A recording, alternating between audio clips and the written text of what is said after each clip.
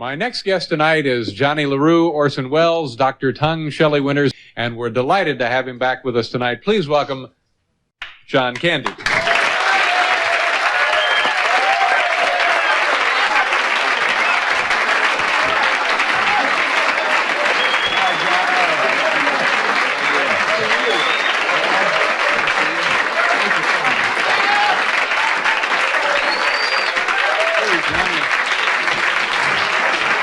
Look great. Oh, thanks. I feel good. You look great. I feel good. Yeah. I feel good. Some kind of radiation leak backstage. I haven't. Oh, nothing serious. Nothing serious, really. So how you been? I'm good. Good. I'm good. Good. Jeez, that's impressive stuff. You've even colored yours a little bit, haven't you? Yeah, I went for the color on mine. Yeah. It really looks good, though. I feel good about it, you know. I never did introduce myself. Del Griffith. Who are you? I'm your Uncle Buck. I'm a Mog. Half man, half dog. Harry CRUMB. My name's Dewey Oxburger. My friends call me Ox. Gus Polinski, Polka King of the Midwest. Or, Melanoma Head. They'll call me that. Melanoma Head's coming. Whenever I'm watching TV, and I see that a John Candy movie is on, I have to instantly stop what I'm doing and tune into that channel. Even though I've seen his films dozens of times, own most of them on Blu-ray, and can even recite quotes from his movies like song lyrics, I still find myself drawn to his performances like no other actor. I think I speak for many a movie fan when I say there's something so utterly infectious about his screen performances that keep us all coming back for repeat viewings. And man, is this guy missed. The thing broke off again. I'm waiting for a part from Minneapolis on Hey! Holy Your foot, lift up your foot! My lands, you're getting sand in my lands! I'll admit, it's strange to miss someone I've never even met. To be affected by an actor's performance so much that I actually find myself wishing they were still here every single time I watch them on screen. I don't think there's a single person that watches John Candy in anything that doesn't come out feeling that way. Yeah.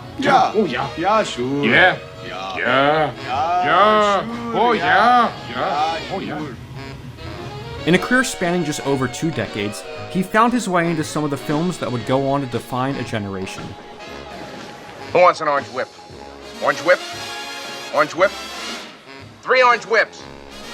And even though he's commonly remembered for these comedy performances, I actually think his greatest talent was in transferring his infectious warmth and charm into every single one of his film characters. Hiya, boys. Come on in. The water's fine. Whether it was one of his starring parts, like shower curtain ring salesman Del Griffith, or even a small cameo part. Hey, I wish you folks at home could see this. Timo, where did you get such a weird plant? He just had the unique ability to make all of his performances feel larger than life. It's one of those rare cases where an actor's inclusion in a film actually makes it better just by them appearing in it.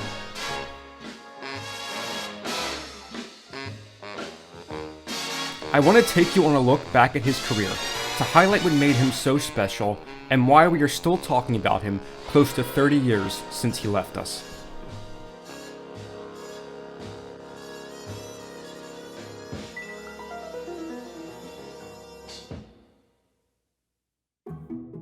With a last name like Candy, John was born very fittingly on Halloween 1950 in Newmarket, Ontario, Canada. When John was 5, his father Sidney died of a heart attack at just age 35, an event that John would carry the rest of his life. John had childhood dreams of being a football player, and his large frame made him an exceptional player on the field. But a knee injury in high school ended his ambitions to ever play professionally. After graduation, struggling to find purpose, he drove across the border and tried to join the US Marines, but he was turned away. With little options left, he enrolled in a local community college to study journalism, where he also decided to take drama courses as a way to occupy his time. John soon fell in love with the art. His charm and larger-than-life personality made him a natural performer.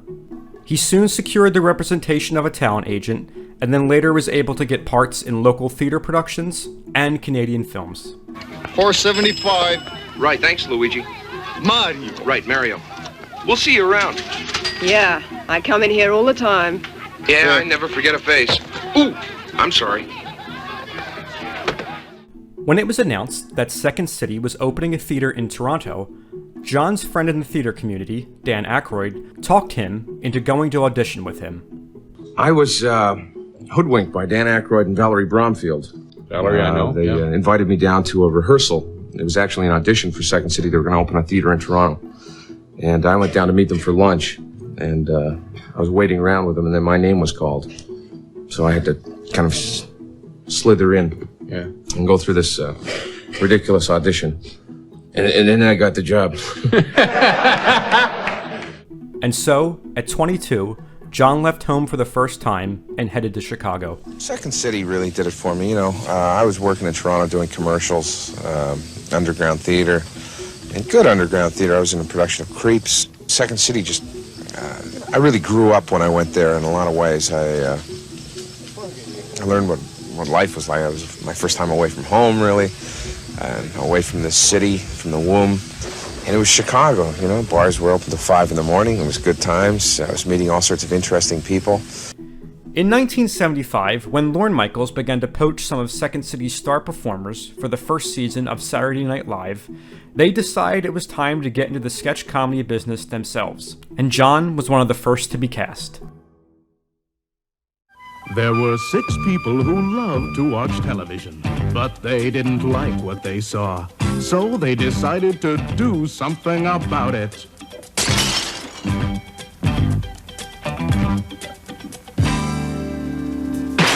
From 1976 to 1983, John made up part of the cast of the cult sketch comedy series SCTV, which was Second City's answer to Saturday Night Live. SCTV wasn't filmed live or in front of a studio audience, so the sketches were able to take a lot more creative liberties.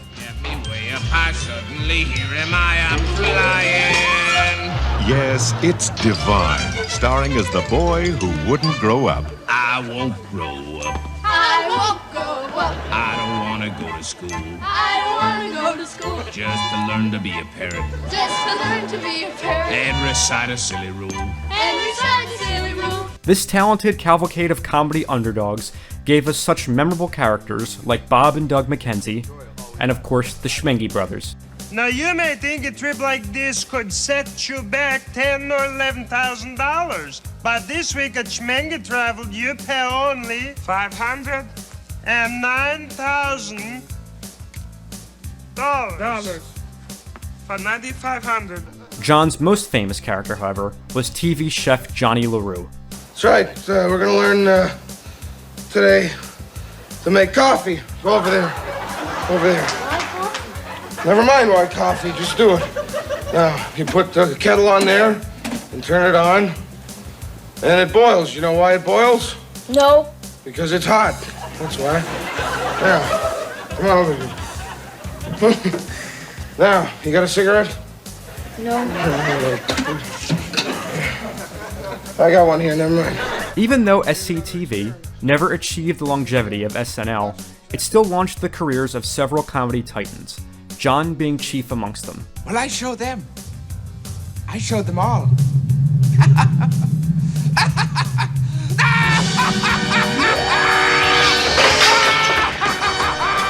The show gave him the exposure he needed, and he was soon landing small parts in Hollywood films.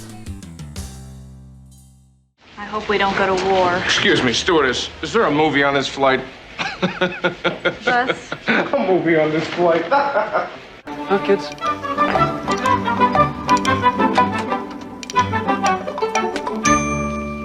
Sorry, folks, park's closed. The moose out front should have told you. Are you all right? Yeah. Let me drive you. No. Let me drive you up there. I'll drive. No. You got enough money? Yeah, I got plenty. Yeah? Thanks. Can I have some then? Do you have any idea how big a star you are in your hometown? No. Do you know that when you appear on screen in stripes, I've been told that people cheer? They say, "There's John Candy, our hero." That's nice to hear. Is any of that sinking in, or is it just weird? It's very weird, you know. It's hard to relate to. Yeah, I still have to change the kitty litter every night. Every 3 days. A week. Okay, once a week I change the kitty litter. Early in his Hollywood film career, John often excelled at playing the best friend of the main character. And although Splash is considered to be his breakthrough role, playing Tom Hanks' obnoxious brother, I actually consider a film the following year to be the first proper John Candy movie. I have to have those pants tonight. I only have 2 pair of pants from Florida, but 50% of the pants. Party's over! Get out of my house! Get out of my house! I don't care what you say. Please remember, you know the address. Get off the phone! Well, I'll put you back in nuts here. Get off the phone! Get out! Directed by Carl Reiner, Summer Rental was the first film to showcase John as a family man, the patriarch of a suburban family on a summer vacation from hell.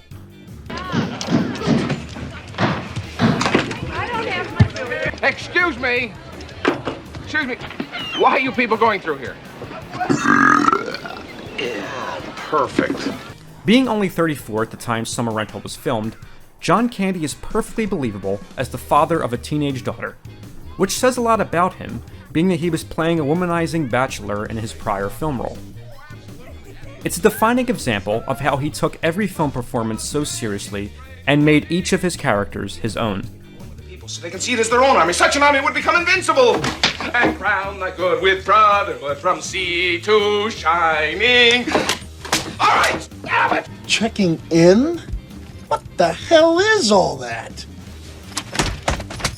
It's Her Royal Highness's matched luggage. What? Her Royal Highness's matched luggage. And while upcoming films like Spaceballs or Armed and Dangerous both allowed him to showcase his comedic acting chops, You tell anyone about this. Yeah, I'm gonna send a postcard to my family. I'm just warning you, that's all. Let's go. he would soon land a role that would change his career forever and show audiences just what a powerful dramatic actor he could be.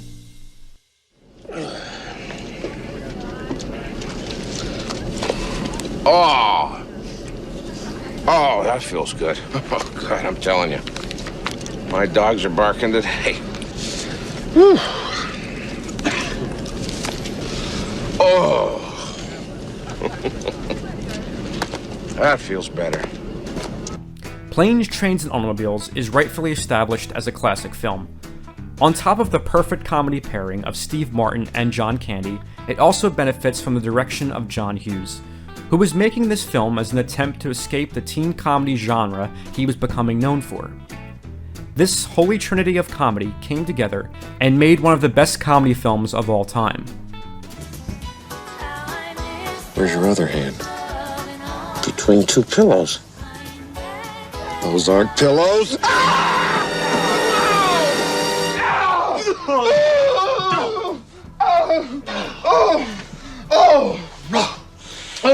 But more than that, the film would give John one of the best roles of his career. His heartbreaking performance as Del Griffith would win over audiences and critics alike.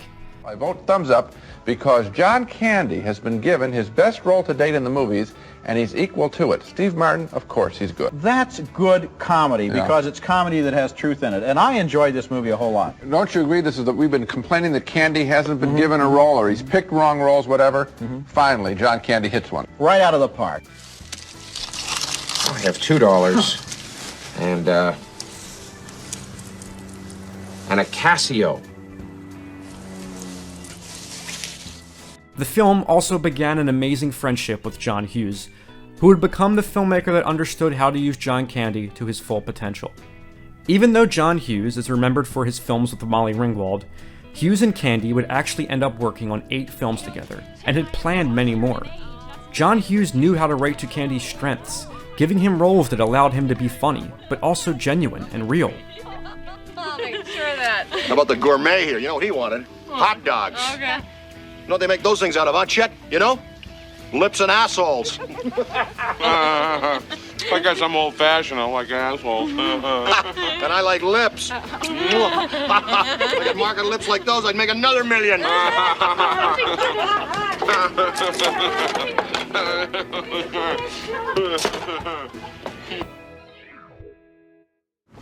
Okay, come on, you. Come on, get in the house. What are you doing out here making all this noise? Ah! Get in the house where you belong.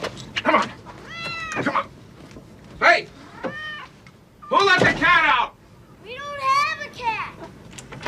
Come on, get out. Ah! Come on, shoot! No film exemplifies this more than Uncle Buck, a film which was perfectly tailored for John Candy by John Hughes.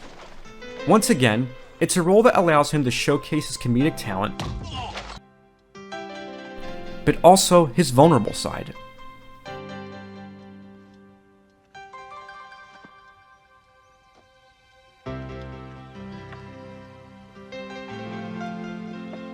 Hughes' perfect script gave John some of the best scenes of both his comedy and drama career.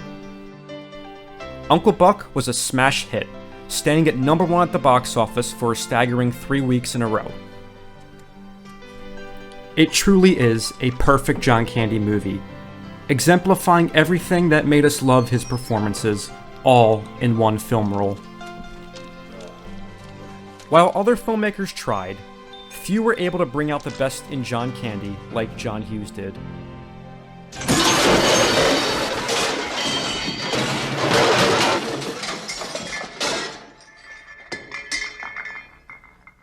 Shit! Yes. It's Harry CRUMB. Oh, send him in. CRUMB? You mean... That's right, the Harry CRUMB. Being an actor who put everything into his film roles, it hurt John to read negative reviews for his films. When films like Who's Harry CRUMB failed financially and critically, John felt personally responsible. And the reaction and the reviews are pretty much the same. We like John Candy, we don't necessarily like the film. Yeah.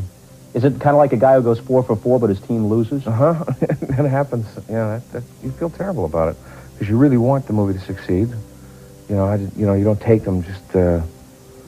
Well, I'll get paid for it, and that's great. I don't care about the rest of it. As long as I look good in it, that's ridiculous. That's not me anyway. There's a lot of people like that, I'm sure. But it was clear that audiences loved him regardless, particularly children, which led to the development of his own Saturday morning cartoon series, Camp Candy. Oh, today's gonna be fun, but we have to be on our best behavior. There'll be a lot of expensive equipment and loads of important people here, so let's help by keeping out of the way. As the 80s came to an end, John Candy seemed more motivated than ever to associate with quality film roles and great directors. In Only the Lonely, produced by John Hughes, he was once again able to show us how versatile he was, in adapting his performance style to portray a romantic lead. I'd love to see you again. Yeah? What are you, nuts?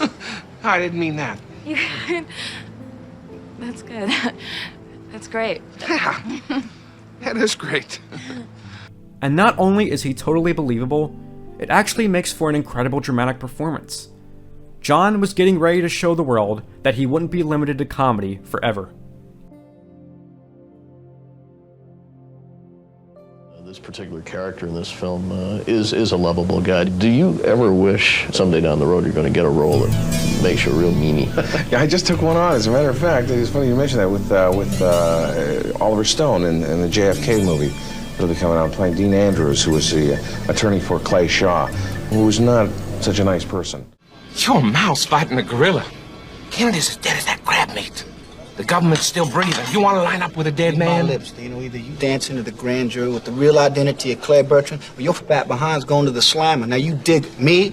You're as crazy as your mama. Goes to show it's in the genes. You have any idea what you're getting yourself into, Daddy-O? The government's gonna jump all over your head, Jimbo, and go cock-a-doodle-doo. Good day to you, sir. Following his turn as an unlikable character in JFK, John signed on next for a film that would be a much-needed boost for his career, the Disney hit Cool Runnings.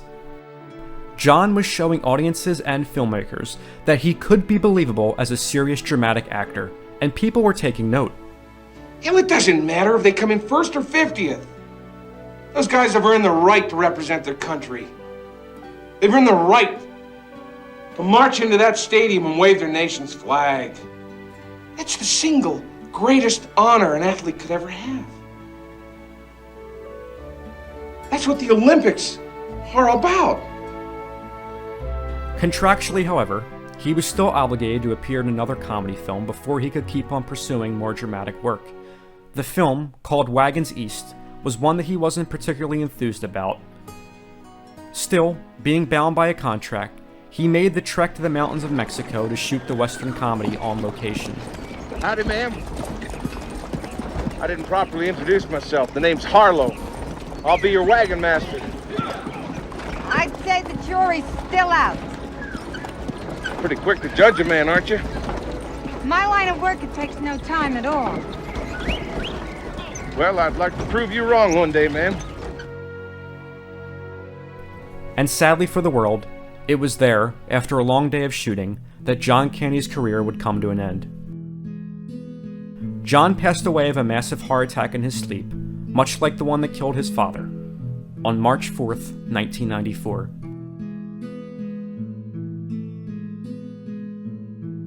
Producers on Wagons East reused footage to cobble the completed film together. It was quietly released in the fall of 1994. John had also already shot his scenes for Michael Moore's upcoming Canadian Bacon, which was released in 1995. Don't touch that! You'll black out most of Canada! Yeah, right. Lady, what do we look like, jerks? Please. While neither of these were a fitting final film role for a man like John Candy, his legacy would live on. This is how I think of ideas. I'll sit out here for maybe 14 hours and try to think of something. I only wish that John Candy could see what became of his legacy. To see that even his films that at a time were considered flops would end up becoming cult classics. To know we watch him in planes, trains, and automobiles every Thanksgiving, or to see himself on t-shirts and merchandise, or even to know whenever the topic comes up of entertainers who were taken from us too soon, his name is always mentioned first. I think he'd react to all of that with a giant smile and that infectious John Candy chuckle. And while it's sad to think about what would have been, it's also great to look back on what was. An amazing varied career and body of work, with a catalog of memorable performances that will never grow old. He never felt like a movie star, but rather more like a next-door neighbor, family friend, or perhaps even a favorite uncle who just so happened to be famous. He was just everybody's Uncle Buck.